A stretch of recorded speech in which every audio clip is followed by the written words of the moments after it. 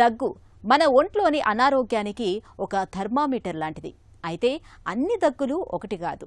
అది కనిపించే వేళలను బట్టి, అది వచ్చే వయసును బట్టి, దాని తీరును బట్టి సమస్యలు వేరువేరుగా ఉంటాయి. ఇవాళ మనలో చాలా మందికి పొడిదగ్గు అనేది ఒక పెద్ద సమస్యగా ఉంటోంది. కాలుష్య కారకాలు, దుమ్ము, ధూళి, పొగ వంటి అలర్జీ ప్రేరేపకాల మూలంగా దగ్గు మొదలవుతుంది. ముఖ్యంగా పొడి దగ్గు మనలో చాలా మందిని బాగా ఇబ్బంది పెడుతూ ఉంటుంది.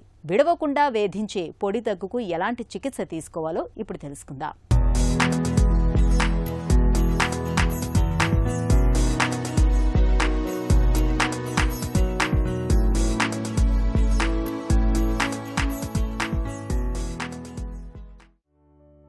దగ్గు మన కోసం ప్రకృతి చేసిన ఒక రక్షణ ప్రక్రియ. దగ్గు ఒక వ్యాధి కాదు, అది ఒక లక్షణం మాత్రమే. ఎన్నో రుగ్మతలకు సూచిక. మనం నిత్యం శ్వాస తీసుకుంటూ ఉంటాం. గాలిని మామూలుగా ఊపిరితిత్తుల్లోకి పీల్చుకొని సాఫీగా వదిలేస్తాం. నోరు, ముక్కు నుంచి ఊపిరితిత్తుల మార్గ మధ్యంలో అంటే సరిగ్గా గొంతులో గ్లాటిస్ అనే భాగం ఉంటుంది. ఊపిరితిత్తుల్లోకి వెళ్లిన గాలిని ఆ గ్లాటిస్ నుంచి తీవ్ర ఒత్తిడితో బలంగా నోటి నుంచి ఒక్కసారిగా బయటకు వదిలేసినప్పుడు అది దగ్గు రూపంలో వస్తుంది. అలా గాలిని తెరలు తెరలుగా బలంగా బయటకు వదలటాన్ని దగ్గు అంటారు. దగ్గుకు అనేక కారణాలు ఉంటాయి. మనకు దగ్గు వచ్చే వేళను బట్టి, తెమలలోని రంగును బట్టి ఈ దగ్గు అనేది అనేక రకాలుగా చెప్పుకోవచ్చు. సాధారణ పరిభాషలో దగ్గును 2 రకాలుగా పేర్కొంటారు. దగ్గినప్పుడు తెమడ పడటం, సాధారణ ఉమ్మి కంటే చిక్కగా ఉండే స్రావాలు పడితే దాన్ని తడి దగ్గు అని, అలాంటివేవీ పడకుండా ఉండే దగ్గును పొడి దగ్గు అని అంటుంటారు. మనలో చాలామందికి ఇవాళ పొడి దగ్గు అనేది ఒక పెద్ద సమస్యగా మారుతోంది.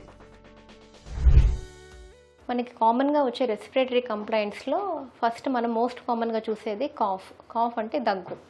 సో ఈ కాఫ్ అనేది నార్మల్గా అందరికీ ఫిజియలాజికల్లా పెథలాజికల్లా అంటే దగ్గు ఫిజియలాజికల్గా కూడా రావచ్చు. అంటే మనకి ఎప్పుడన్నా ఏమైనా తినేటప్పుడు లేకపోతే మంచులు తాగేటప్పుడు ఇక్కడ మన ఓకల్ కార్డ్ సరిగా క్లోజ్ అవ్వకపోవడం వల్ల పొలమారడం అంటాం కదా, అలా వచ్చే దగ్గు అది ఫిజియలాజికల్ కాఫ్. అలా కాకుండా పెథలాజికల్ కాఫ్ అంటే ప్రాబ్లమ్స్ ఉన్న కాఫ్. ప్రాబ్లమ్స్ ఉండే కాఫ్ ఏంటి, అది డ్రై కాఫా, వెట్ కాఫా, దాని గురించి తెలుసుకుందాం. నార్మల్గా కాఫ్ అనేది మనకి ఎప్పుడు వస్తుంది అంటే ఓకల్ కార్డ్స్ మన లంగ్స్ని లోపల ఊపిరితిత్తులోకి వెళ్ళే ఓపెనింగ్స్ని అవి గార్డ్ చేస్తూ ఉంటాయి, అంటే అది ప్రొటెక్ట్ చేస్తూ ఉంటాయి. ఎప్పుడైనా మనం తినేటప్పుడు కానీ మంచినీళ్ళు తాగేటప్పుడు కానీ మనకి ఓకల్ కార్డ్స్ని ఒకవేళ టచ్ అయినా లేకపోతే ఆ ఫుడ్ అనేది ఓకల్ కార్డ్స్లో ద్వారా వెళ్తున్నప్పుడు మనకి దగ్గు వచ్చి అది ప్రొటెక్టివ్ మెకానిజం లాగా సో ఓకల్ కార్డ్స్ క్లోజ్ అయిపోతూ ఉంటాయి, దీనివల్ల దగ్గు వస్తుంది. అది కాకుండా మనకి ట్రేకియా గాలిగొట్టంలో కానీ బ్రాంకై ఈ పిన్ పైప్స్లో తర్వాత బ్రాంకైలో ఉండే సీలియా అనేవి మనకి బ్యాక్టీరియా కానీ బయటకు ఉండే డస్ట్ కానీ పొల్యూషన్ కానీ వీటికి ఎక్స్పోజ్ అయినప్పుడు సో అవి రిఫ్లెక్స్ మెకానిజం కాఫ్ అనేది కాజ్ చేయడం వల్ల ఆ బ్యాక్టీరియాని లేకపోతే ఉండే లోపలికి వచ్చే డస్ట్ పార్టికల్స్ని సెక్రీషన్స్ మ్యూకస్ లాగా ఫామ్ చేసి ఆ మ్యూకస్ ద్వారా బయటకు పంపించేస్తుంటుంది. సాధారణంగా ఊపిరితిత్తుల్లో వాయువుల మార్పిడి చోట ఉపరితలాన్ని తడిగా ఉంచేందుకు ఉత్పత్తి అయ్యే స్రావాలు బయటికి రావు. అవి రక్తనాళాల నుంచి గుండెకు చేరి అక్కడి నుంచి శరీరంలోకి ఇంకిపోతాయి. అందుకే ఏదైనా కారణాల వల్ల ఈ స్రావాల ఉత్పత్తి పెరిగి అది దగ్గుతో పాటుకు బయటకు వస్తే దాన్ని తడి దగ్గు అంటారు. తడి దగ్గు వస్తుంటే అది శ్వాసనాళాల్లో సమస్య అంటే ఆస్తమా, సిఓపిడి, బ్రాంకైటిస్ కావచ్చు, లేదా ఇన్ఫెక్షన్స్, నిమోనియా, టీబీ కావచ్చు. ఇక దగ్గుతున్నప్పుడు స్రావాలు ఏమీ రాకుండా వచ్చేదాన్ని పొడి దగ్గు అంటారు. పొడి దగ్గు రావటానికి సాధారణ జలుబు, ఫ్లూ వంటి వైరల్ ఇన్ఫెక్షన్లు మొదలుగని దీర్ఘకాలిక జబ్బుల వరకు చాలా కారణాలే కనిపిస్తూ ఉంటాయి. నిత్యం కాలుష్య కారకాలకు గురవుతున్నప్పుడు, పొగ తాగే అలవాటు ఉన్నప్పుడు, ఎసిడిటీ, అలర్జీలతో బాధపడుతున్నప్పుడు పొడి దగ్గు బాధిస్తూ ఉంటుంది. పొడి దగ్గు ఉన్నప్పుడు గొంతులో ఒకటే అసౌకర్యంగా గురగురగా ఉంటుంది. దగ్గుతున్న కొద్దీ సమస్య మరింత తీవ్రంగా మారుతూ ఉంటుంది.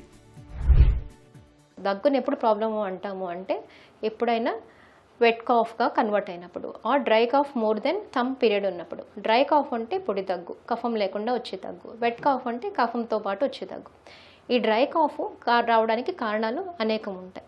ఈ డ్రై కాఫ్ మనం కామన్గా చూసేవి ఏంటి అంటే రీసెంట్గా వచ్చే వైరల్ ఇన్ఫెక్షన్స్ వల్ల కానీ, లేకపోతే ఆస్తమా ఆర్ డస్ట్ ఎలర్జీ ఉన్న వాళ్ళకి ఘాటు వాసనలకి, తుమ్ముకి, పొగకి ఎక్స్పోజ్ అయినప్పుడు కానీ, అలాగే యాసిడ్ రిఫ్లక్స్ అంటే యాసిడ్ రిఫ్లక్స్ వల్ల థ్రోట్ ఇరిటేట్ అయ్యి కాఫ్ రావడం వల్ల కానీ, లేకపోతే పోస్ట్ నేసల్ డ్రిప్ అంటాం, సైనసైటిస్ ఉన్న వాళ్ళకి సెక్రిషన్స్ అన్ని గొంతు ద్వారా ఇక్కడ దాకా వెళ్ళినప్పుడు అవి దగ్గు ద్వారా బయటకు వచ్చేయడం కానీ, అలానే ఆస్తమాలో కాఫ్ వేరియంట్ ఆస్తమా అంటాం. అంటే ఆస్తమా ఉన్న వాళ్ళందరికీ దగ్గు, ఆయాసం, పిల్లికూతలు లేకుండా ఓన్లీ పొడి దగ్గులాగా కూడా డ్రై కాఫ్ వచ్చే అవకాశాలు ఉంటాయి. పొడి దగ్గు మొదలైనప్పుడు కొన్నిసార్లు విడవకుండా వేధిస్తూ ఉంటుంది. 3-4 వారాలైనా తగ్గదు. దగ్గు త్వరగా తగ్గకపోవటానికి మరో కారణమూ ఉంది. సాధారణంగా మనం దగ్గినప్పుడు గొంతులోని స్వరతంత్రులపై విపరీత ప్రభావం పడుతుంది. దీంతో దగ్గు మరింత పెరుగుతూ ఉంటుంది, మళ్లీ మళ్లీ వస్తుంటుంది కూడా. చాలామంది దగ్గు అదే పోతుందిలే అని తోసేసుకుని తిరుగుతూ ఉంటారు. ఇది మంచిది కాదు. అలాగే చాలామంది అదే పనిగా దగ్గు మందులు, కాఫ్ సిరప్లు వాడుతూ ఉంటారు.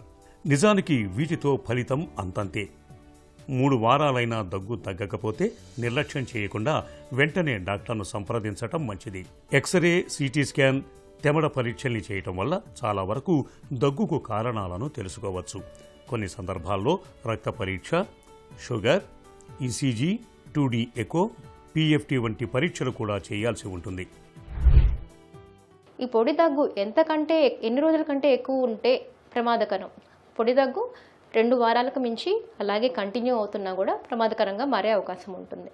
అదే ఈ పొడి దగ్గు 2 వారాల లోపలే వచ్చినా ఎప్పుడైతే దాంతోపాటు కఫం పచ్చగా రావడమో, లేకపోతే కఫంలో బ్లడ్ వచ్చే అవకాశం ఉందో, బ్లడ్ వస్తేనే అప్పుడు అది ప్రమాదకరము. మీరు వెంటనే మీ దగ్గర ఉన్న డాక్టర్ని కన్సల్ట్ అవ్వాల్సిన అవసరం ఉంటుంది.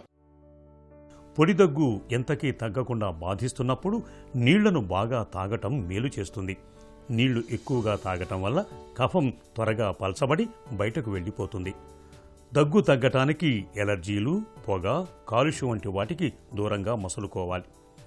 చల్లగాలిలోకి వెళ్ళకపోవటం, రోజూ ఆవిరి పట్టుకోవటం మరీ మంచిది. దగ్గు తగ్గటానికి డాక్టర్లు సాధారణంగా యాంటీబయాటిక్స్, యాంటీటీబీ మందులు, శ్వాసనాళాలను వెడల్పు చేసే బ్రాంకో డైలేటర్స్, తెమడను బయటకు తెచ్చే ఎక్స్పెక్టరెంట్స్ వంటి మందుల్ని సూచిస్తారు. వీటి ద్వారా దగ్గు చాలా వరకు అదుపులోకి వచ్చేస్తుంది. అయితే మనలో చాలామంది సొంతంగా దగ్గు మందులు వాడుతూ ఉంటారు. డాక్టర్ సలహా లేకుండా దగ్గు మందులు వాడటం ప్రమాదకరం. కొన్ని రకాల మందులు మలబద్ధకాన్ని, మగతను, మత్తును తెచ్చిపెడుతూ ఉంటాయి. కాబట్టి వీటిని అందరూ ఎప్పుడు పడితే అప్పుడు వాడేయటం అంత మంచిది కాదు. ముఖ్యంగా డ్రైవింగ్ చేసేవాళ్లు వీటి విషయంలో మరింత జాగ్రత్తగా ఉండాలి. సొంతంగా కొనుగోలు చేసి వాడే దగ్గు మందులతో తాత్కాలిక ఉపశమనంగా దగ్గు తగ్గినా వ్యాధి మాత్రం అలాగే లోపల ఉండిపోతుంది. అందుకే దగ్గు వచ్చినప్పుడు నిర్లక్ష్యం చేయకుండా పూర్తి స్థాయి చికిత్స తీసుకోవాలి.